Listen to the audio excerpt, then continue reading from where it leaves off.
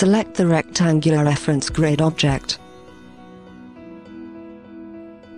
Click within the floor plan area to define the number of rows and columns.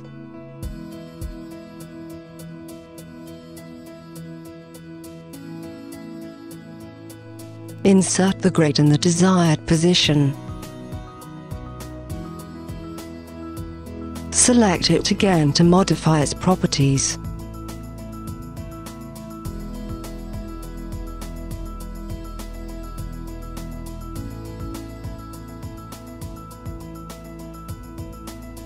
Use the object grip to move or rotate it.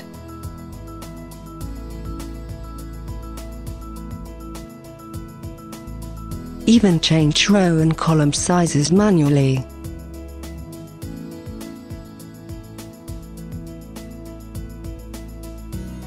Use the snap aids to place the structural elements on the grid.